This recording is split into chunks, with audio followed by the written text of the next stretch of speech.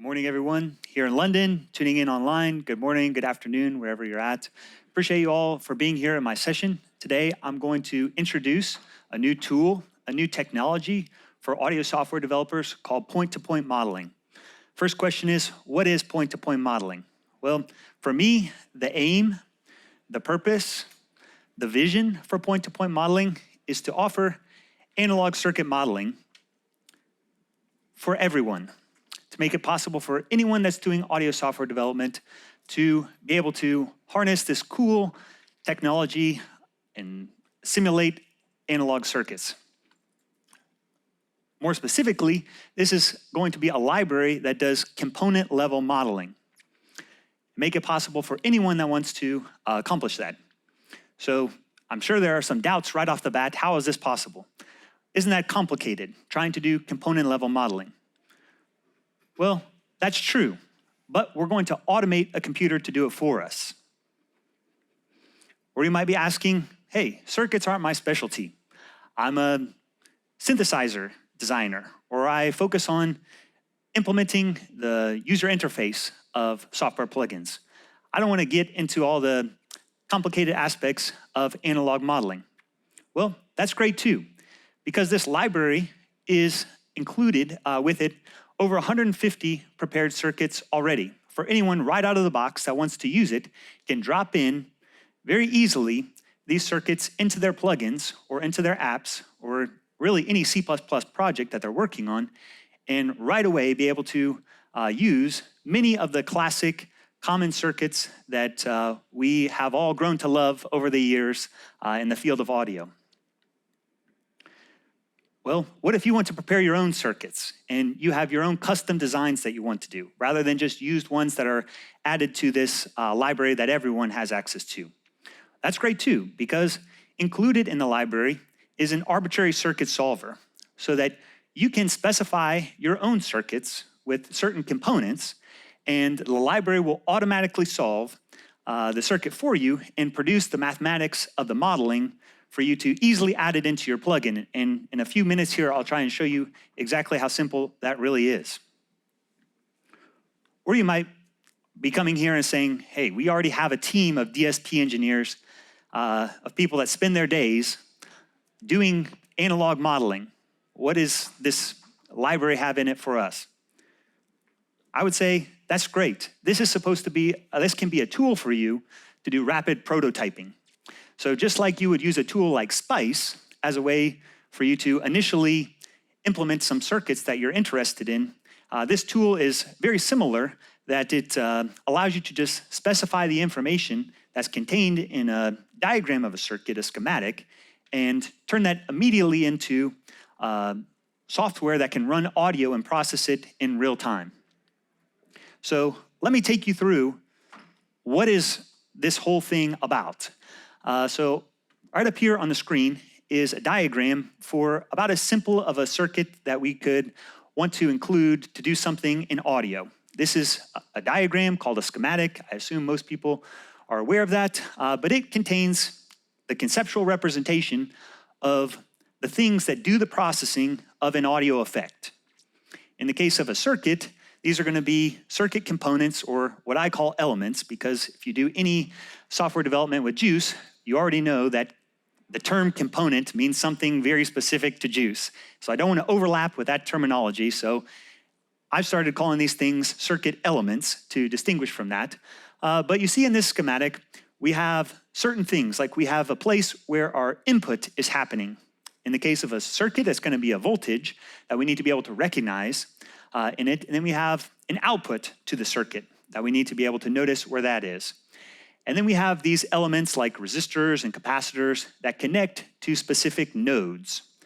And the schematic tells us about the arrangement, the configuration of these components. And with this library, for a software developer, all they need to be able to do is recognize the certain aspects of the schematic and then enter those into code in a C++ class and have that be turned immediately into their own functioning DSP. So to try and take you through a complete example of this, this is a specific circuit called a RC low-pass filter.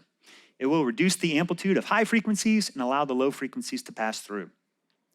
So for this library, what you would do is define a thing called a low-pass filter, a specific kind of circuit to use here. And then you have to give the information of the schematic, or what I've called a layout. So in this circuit layout, there's a certain number of nodes, and those are the connection points in the circuit that I've numbered on here. We'll have a reference node that's given the number 0, and then we have two other nodes, one that connects to the positive terminal of our input voltage, and then we have the other node that we'll use for our output. So that's the total number of nodes, and we need to tell our circuit solver that that's the number of nodes that it needs to be aware of. Then we specify where is our input voltage going to be, where is the signal coming into this circuit. And so there's a part of the library is to have a voltage input that we say it connects from node 1 down to node 0. Then we have a voltage at our output that goes from node 2 down to node 0. And now we have the circuit elements. In the case of a resistor here, that goes from node 1 to node 2. In addition to specifying the nodes that the resistor connects to, we also need to give it an amount of resistance, or its value. Each of these components has a specific value for whatever type of component it is. So in this case, I specified this is a resistor, and it's a 4,700 ohm resistor. And because this circuit library is able to handle an arbitrary number of resistors, what we do is we take however many we define, whether it's 1 in this case, or 10, or 20, and we put all those resistors into a vector. So that's the next thing that happens, and we say, here's a vector of all the resistors that happen in our circuit. And we do the same thing for capacitors. We say, where's the capacitor connected? What are the nodes?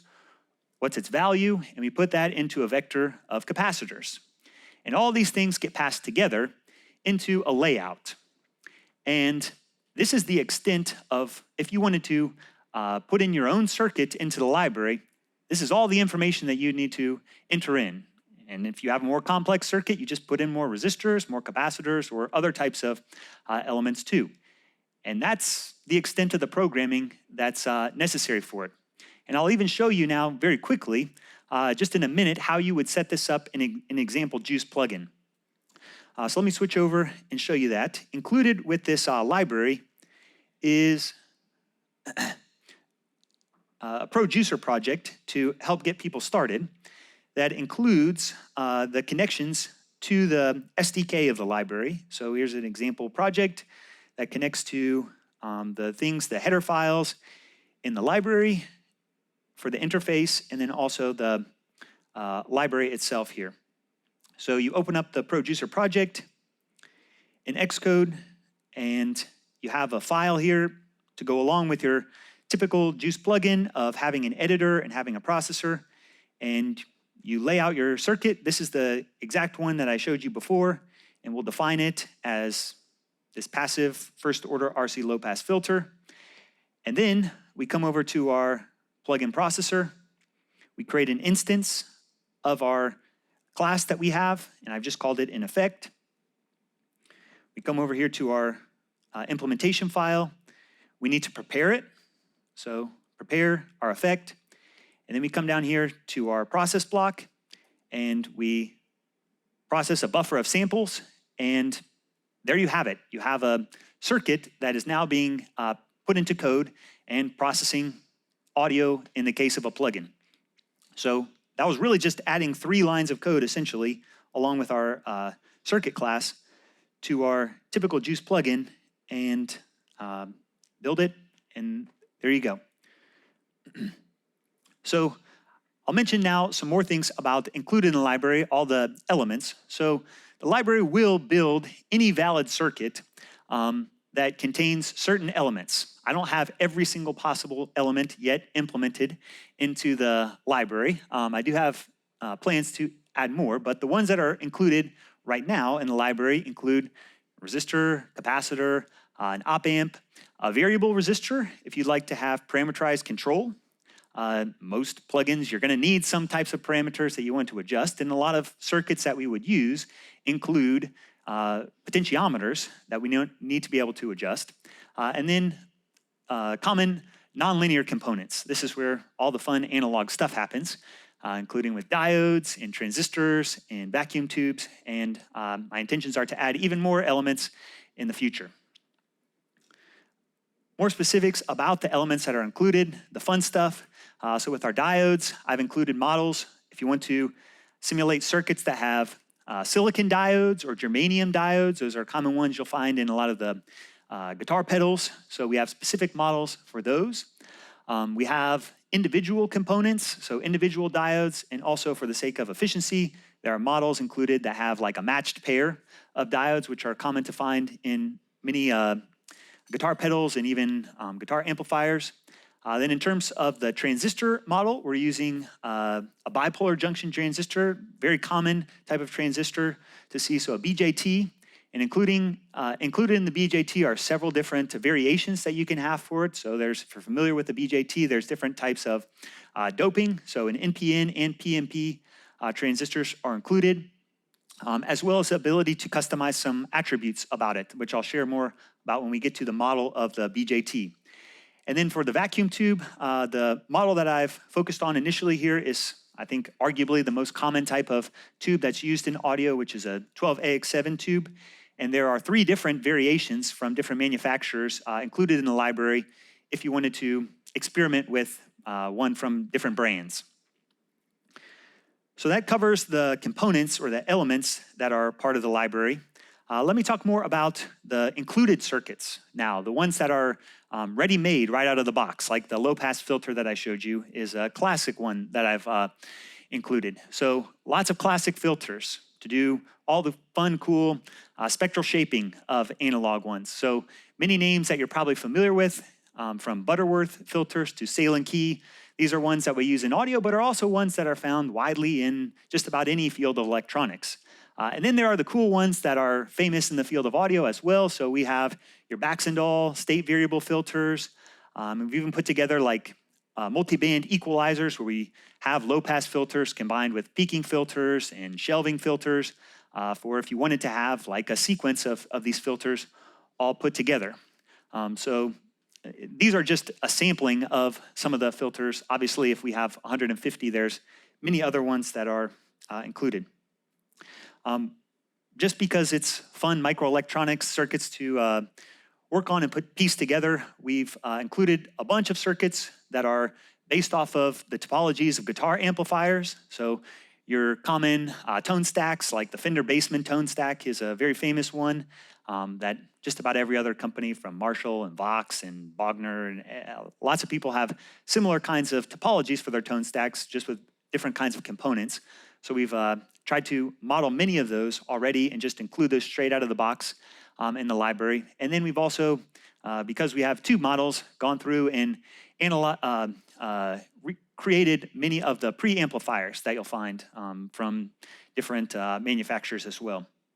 Then guitar pedals are obviously a lot of fun to include and be able to connect up and add to plugins. So we have your, things like a tube screamer pedal, big muff pedal, boss pedals, and so on. So these are ones that we've already built up right out of the box, and also ones that are easily to modify. So because you have the ability with the library to go in and change component values, if there's a 1K resistor that's included, it's very easy to change it to a different value and see how that affects the behavior of just about any of these circuits as well. So give you a lot of options for how to tweak things.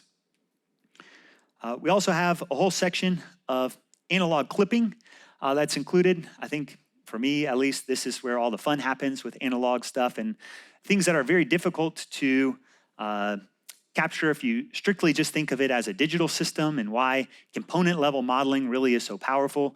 If you just say, oh, I want to have a digital wave shaper and put a digital equalizer after it, you're never going to be able to get the same results of having a model of a tube that interacts with resistors and capacitors and maybe multiple tubes or multiple transistors that are all interacting together. So we have a bunch of these analog clipping and saturation stages to use right out of the box. And then the other thing that I'll talk about that we've included a lot in the library is a thing that we call circuit chains, which are combinations of circuits that are included right out of the box, for you to be able to use, but also a powerful tool for you as a developer to make up your own library of combinations of circuits. The concept behind a circuit chain is that to very easily mix and match individual circuits and put together your own designs. So it could be something as simple as taking the tube screamer tone section and pairing that up with the tube screamer clipping section. But we thought, hey, it might be really fun and very simple to be able to go in and take the tube screamer tone section and right after that put the big muff clipping section, and with just one line of code be able to swap out and make a Frankenstein guitar pedal to do that. But then it also allows for people to think at a higher level. After you create a circuit chain of guitar pedals, then you can create a circuit chain of a guitar preamplifier and then have a whole signal chain of your entire sequence of processors that you would use as a guitar player, from the pedals getting added in with the preamplifier and so on. So lots of circuit chains that we've put together, and also a powerful tool for a developer to be able to think about it at a higher level than if they don't want to get into the details of their own schematics, to be able to just mix and match things in a unique way on their own. So let me talk a little bit about the developer API. So someone that wants to use a library, what's included? We tried to make this as simple and easy as possible for a wide range of people that are doing software development in audio. So let me show you the basic steps of what you would be using if you wanted to use this library. So the main interface for our library uses the common callbacks you would find to just process audio. So processing a buffer of samples, where you have an input buffer and you have an output buffer, or ability to process a single buffer in place to basically overwrite the samples. Or if you have your code set up to process an individual sample at a time, we have a callback function to do that. So try to make it as flexible as possible.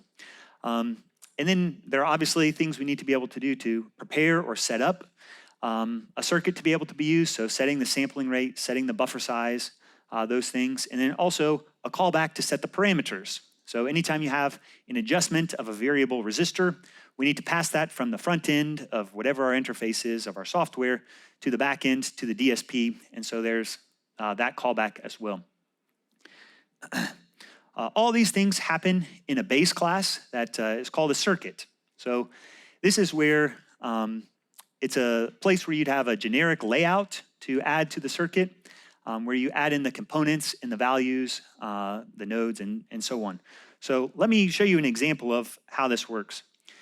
The low-pass filter that I showed you before, this is the exact same code, so nothing new here, but I'll point to you out that the way that any of these circuits are going to work is you have to inherit from the library's circuit class.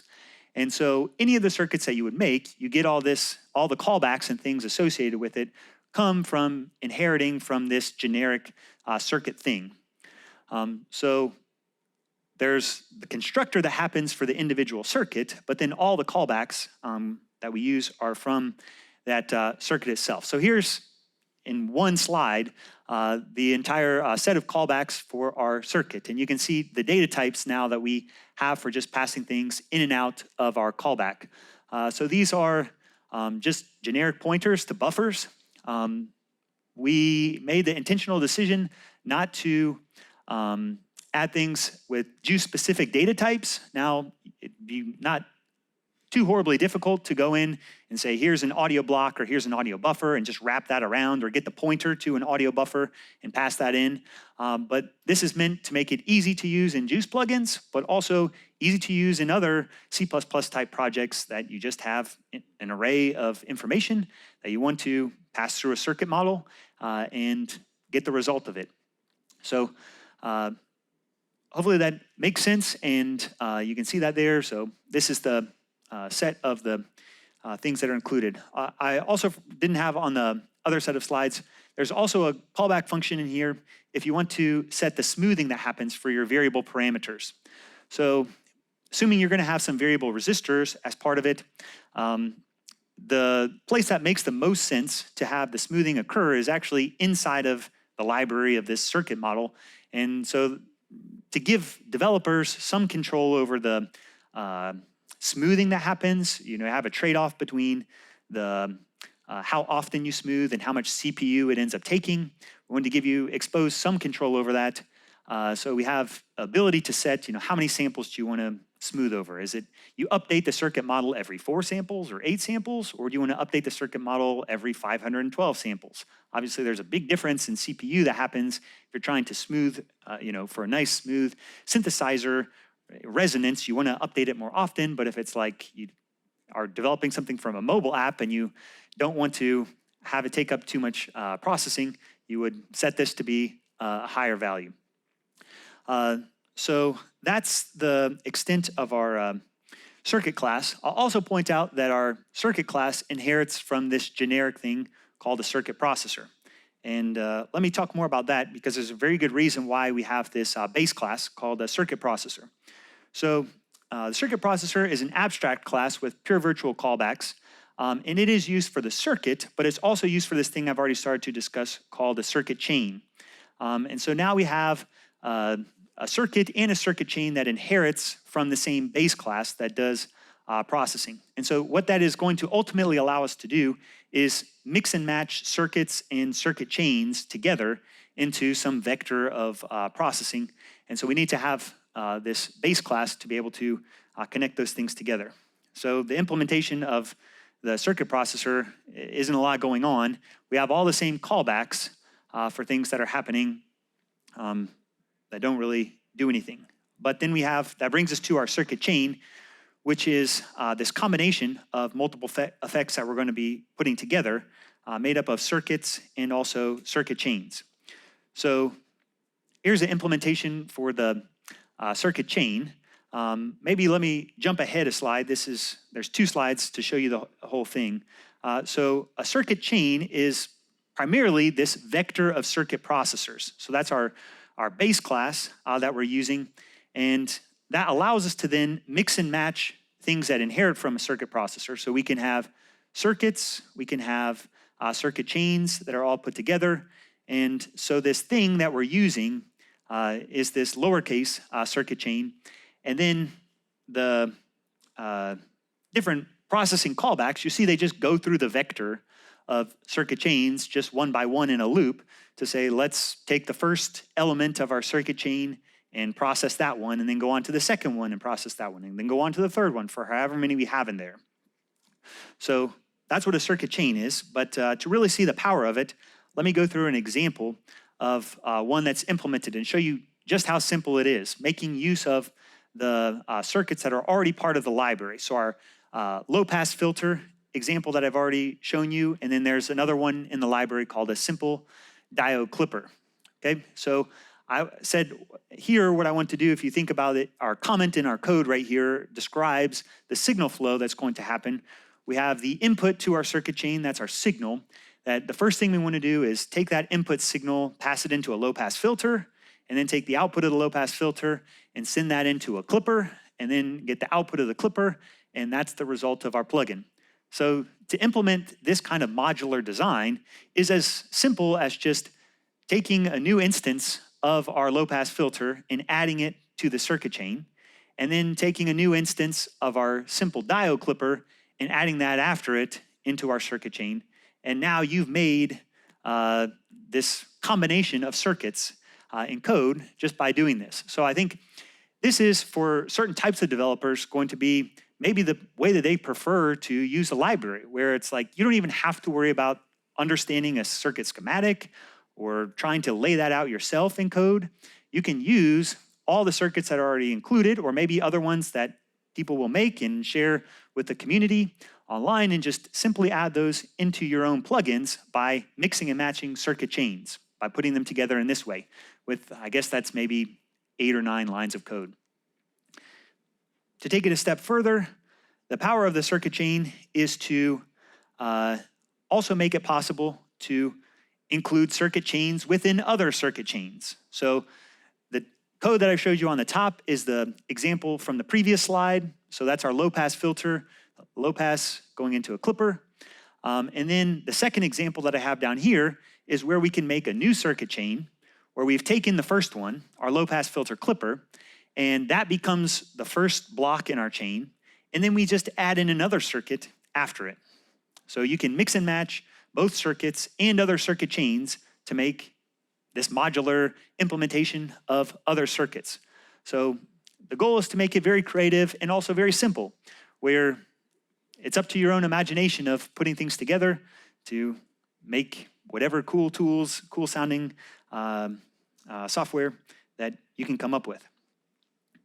So all of these things, all these circuits rely on something called a circuit layout, which is that schematic set of information that I showed you before, where what we're going to ultimately do is take these elements and put them into code. So if you want to get into the programming schematics, you're going to be making these circuit layouts. In a circuit layout, it might seem like there's a lot going on, but really it's just a combination of these different types of things. So we need to specify some number of nodes for any schematic that we're trying to lay out. That's what I showed you before.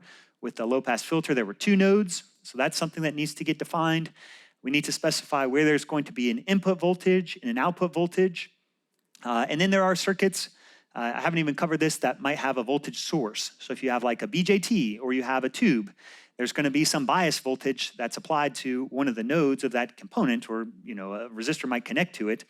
So the library has the ability for you to set some voltage source at some place. Or if you're using an op-amp that has rails that go between 0 volts and 9 volts, you might want to have a voltage source that offsets it by 4.5 to stay true to the circuit. So we can specify a bias voltage at any node in a circuit. Then we have these components or elements that I've talked about: the resistor, the variable resistor, the capacitor, the op-amp, diode, and BJT. And then I've also added, because a lot of circuits, you might want to have a DC blocker included, simple digital filter to actually do DC blocking if it's not included. That's very lightweight, so you don't even have to add a bunch of extra nodes onto your circuit if you don't want to just slap a digital DC blocker on the end as a very CPU efficient way to remove that bias that you've introduced as part of your circuit as well. So that's just a flag that you would specify. Let me run through then some of the implementations very quickly of the circuit elements that are, and show you just how basic and easy to implement that these things are. So these are where we're going to define the behavior of the elements, but there are some available options. Just to give you some examples of the ways that you can modify some of the elements to give you some more flexibility, that you're not just using the same potential BJT that everybody else is using, some ways to modify that. So some of the circuit elements are very simple. They're just a capacitor, and it has a constructor associated with it, where you say, what's the amount of capacitance associated with this, or what I've just generically called a value. And then you specify what are the nodes that this circuit connects to. So it goes from node 1 to node 2 or wherever. And that's the extent of what you need to define for a capacitor.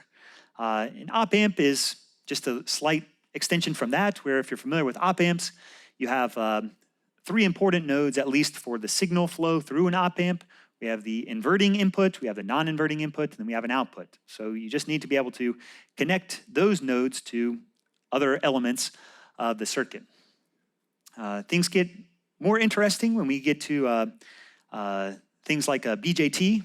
So if you're familiar with the device physics of a BJT, there's things about the doping that's used. So an NPN or PNP transistor, you'll find both of those in certain kinds of guitar pedals as used. So I wanted to make that possible if you're familiar with modifying that. And then also ability to specify like the semiconductor that's found in the BJT. So if you want to have a silicon type or germanium type of semiconductor, those are easy to set on construction of the object. So you can set the doping, set the type, and then the nodes where things connect.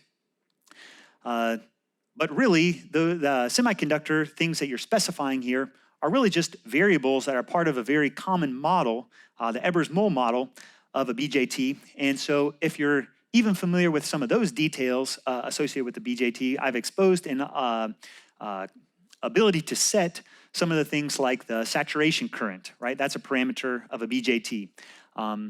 And also the emission coefficient and the thermal voltage. So if you want to make your own BJT that doesn't even exist in the real world, or try and customize it to match maybe one that you have measured in your own circuits or guitar pedals, then you have the ability to set some of the granular details about the model that's used, rather than just using the hard-coded default ones that come right out of the box. So if you want that kind of control, that's included for the BJT and also for the diode. There's very similar kinds of things that you can set for the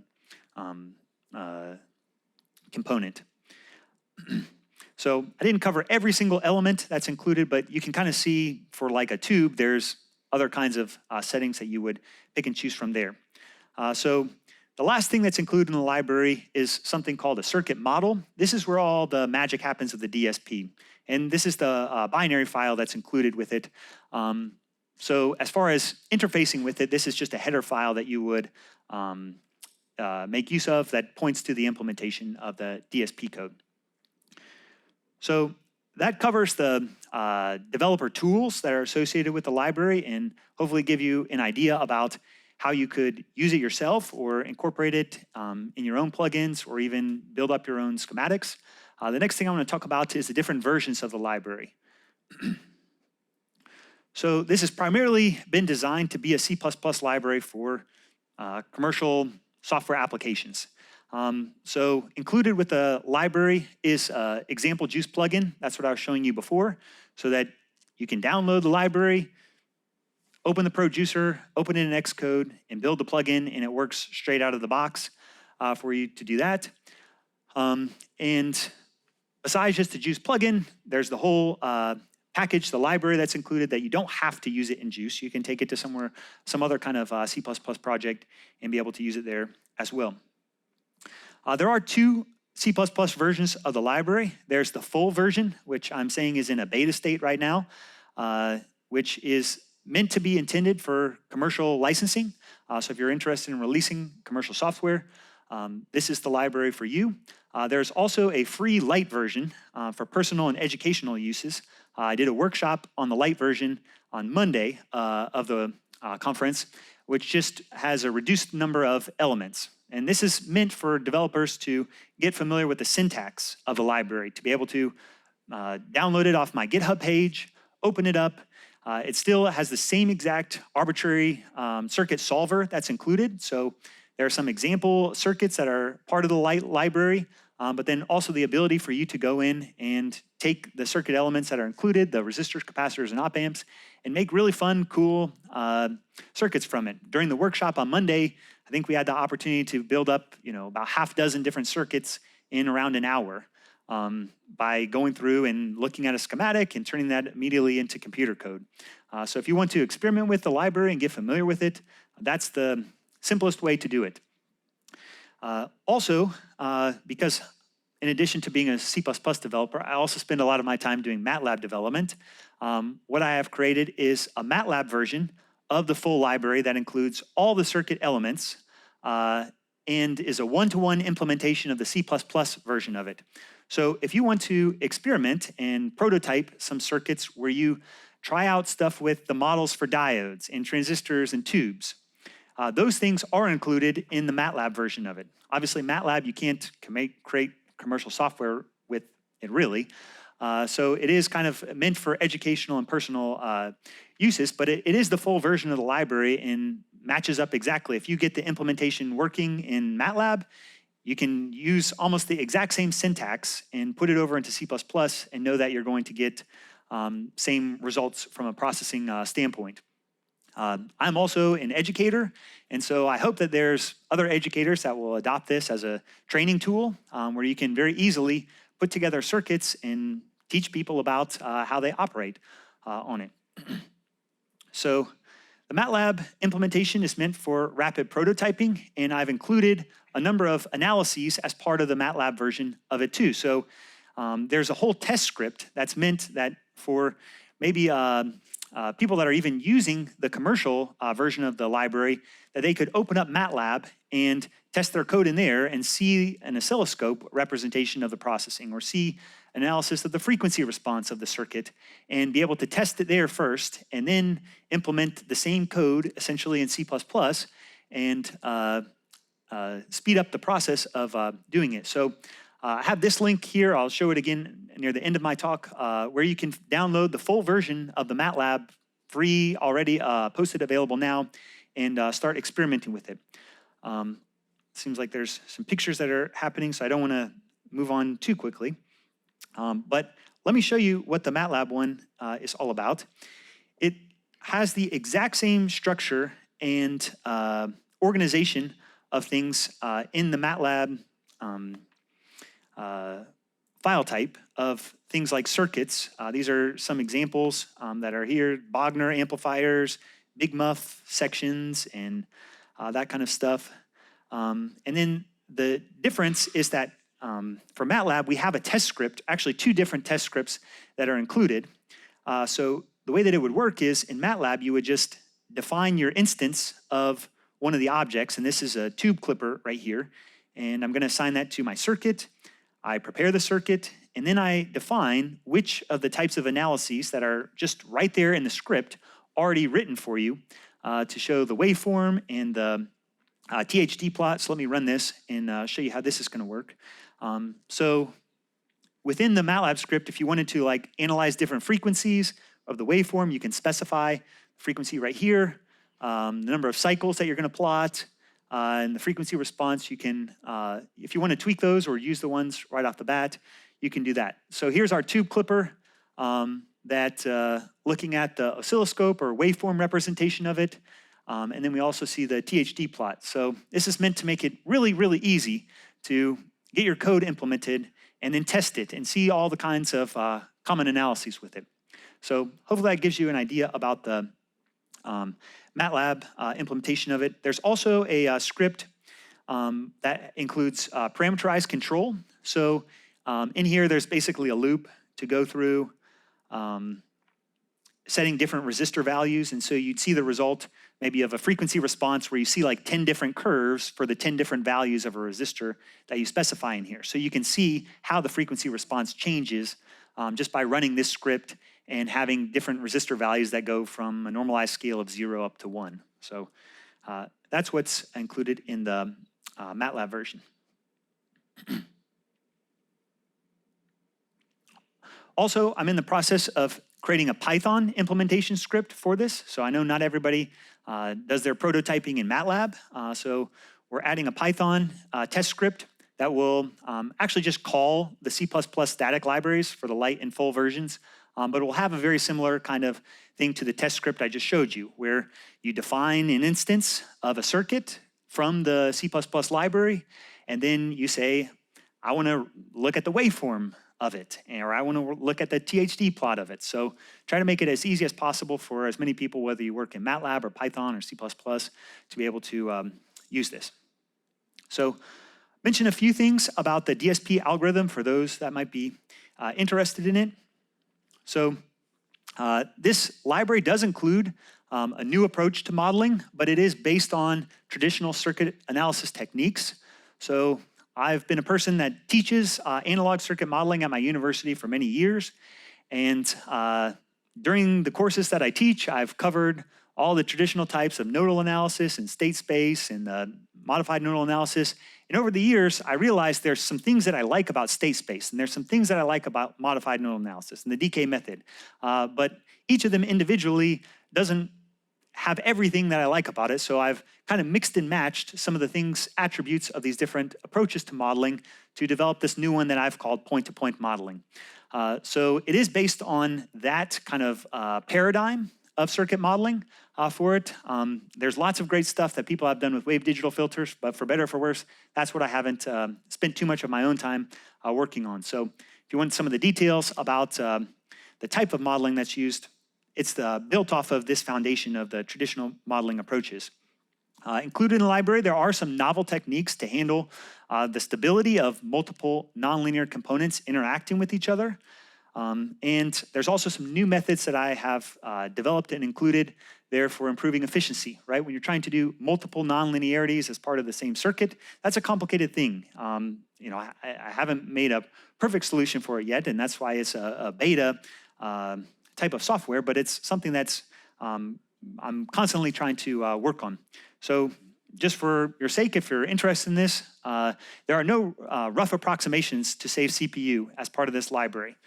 This is meant to be as true to the models of these components as possible. It does take a lot of CPU, but you know, computers are getting faster and faster. I think back to when I was starting in audio many years ago, the idea of like having one convolution plugin in a session was like, wow, this is amazing that we can finally do this. It has tons of latency, but we can run one convolution plugin in our session, or maybe two, and get away with it.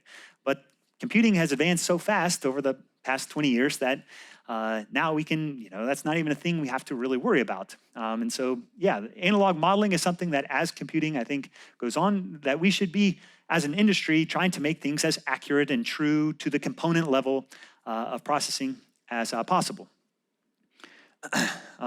Included in the library, there's also some optional oversampling that's built in. It's just like parameter smoothing. It's kind of best done at the model level, and so it's something that's just going to be exposed to a developer to say, hey, I want 2x oversampling or 4x oversampling, and so on. So just want to wrap things up. If you're interested in using this library, please get in touch with me. My website is here at hackaudio.com. You can contact us for licensing options. The two links that I have on here are for the free educational software that you can use right out of the box. So there's the light version of the library that's publicly available, and also the MATLAB version of it that's publicly available. So mention a few things about the development plans going forward for the library. I am going to be adding more and more new circuits to it. Right now, we have about 150, but it's, as you can see, it doesn't take a lot of work, maybe just a few minutes to add new circuits to it. So just trying to track down more interesting schematics that people might be interested in trying to do that. There's also a main focus for me to try and improve the efficiency in an ongoing way on that. So my intention is to, right now, things are primarily focused on analog effects. So having something that takes an input and produces an output. In the future, I hope to add some circuits in there that are more geared towards synthesizing signals and making that a part of the library too. But currently, that's not, you won't find any circuits included on that. And then lots of new elements that I'd like to include in the future. Other kinds of transistors, you know, maybe a MOSFET to make a cool Moog ladder filter, or other types, different types of tubes for, you know, a power amplifier, not just a preamplifier, maybe transformers, and maybe special types of op amps as well. If you're interested in this library, we'd love to collaborate with you on it, you know, whether that's testing or performing circuit implementations for you, in addition to just licensing the software to you. If you have specific requests for certain circuit elements, we'd love to get feedback from the community of software developers about what they think would be valuable to have in the library. Or if you're looking for someone to build entire plugins for you, we'd love to use our library to do some of that too. So in closing, right, this point-to-point modeling is meant to be a technology and tool for audio developers. And this could be someone that's an independent developer, an indie developer, just a one-man or one-woman show that wants an easy-to-use library of DSP effects, but you get this cool analog tone associated with it. Or if, you know, it could be a large company that has a team of DSP engineers already. I think there's something in here to help speed up the process of rapid prototyping. So thank you all again for coming. And if there is a few questions, I'd be happy to talk about it more.